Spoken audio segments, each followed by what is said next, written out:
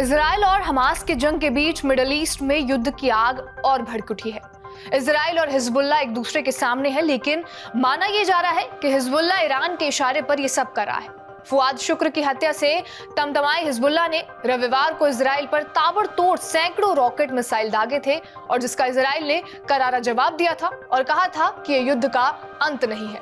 Hezbollah के Israel पर missile rocket दागते ही Israel ने तुरंत अपने आयरन डोम को एक्टिव कर लिया और सभी रॉकेट को विफल कर दिया। हालांकि हिजबुल्लाह ने यह आरोप लगाया है कि इसका हमला सफल हुआ है और इजराइल छिपा रहा है, मगर बेंजामिन नेतन्याहू का कहना यह है कि इजराइल को इन हमले में जरा भी नुकसान नहीं हुआ। उधर इजराइल ने ही लेबनान में कई हवाई हमले किए और हिजबुल्लाह को मुंह तोड़ जवाब दिया। इजराइल हिजबुल्लाह के बीच हवाई हमलों से एक बार फिर इलाके में महाजंग का खतरा बढ़ गया है। इसकी वजह से गाजा में युद्ध विराम समझौते के प्रयास विफल हो सकते हैं, जहां हमास और इजराइल के बीच पिछले 10 महीने से युद्ध छिड़ा हुआ है। हिजबुल्लाह ने बैरूत में उसके शीर्ष कमांडर फुआद शुक्र की हत्या का बदला लेने के लिए इजराइल पर बड़ी संख्या में ड्रोन और रॉकेट से हमला किया था, मगर इजराइल ने इन सभी रॉकेट मिसाइलों को ध्वस्त कर दिया। हिजबुल्लाह ने इजराइल में कई जगहों पर 320 से ज्यादा कत्यूशा रॉकेट और बड़ी संख्या में ड्रोन दागे थे। उसने इजरायली सैन्य स्थलों को टारगेट किया था। इजराइल पर अटैक को लेकर हिजबुल्लाह ने यह कहा कि उसका फुआद शुक्र का बदला पूरा हो गया है। हिजबुल्लाह को ईरान का समर्थन मिला हुआ है, उसकी फंडिंग भी वहीं से होती है। ईरान डायरेक्ट अटैक नहीं करना चाह रहा और यही वजह है कि उसने हिजबुल्लाह से अटैक करवाए हैं। हिजबुल्लाह और हमास एक दूसरे के सहयोगी ही हैं।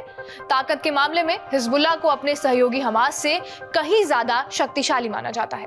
हिजबुल्लाह के पास 1,50,000 रॉकेट और मिसाइलों का अनुमानित भंडार है, जिसमें मिसाइलें भी शामिल हैं। इजराइल पर अभी ईरान का अटैक बाकी है।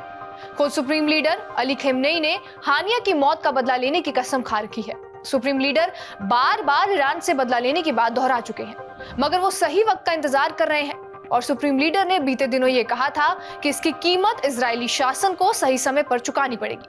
अगर किसी ने इजराइल के खिलाफ कार्रवाई से पीछे हटने या फिर समझौता करने की कोशिश की तो उसे अल्लाह के कहर का सामना करना पड़ेगा।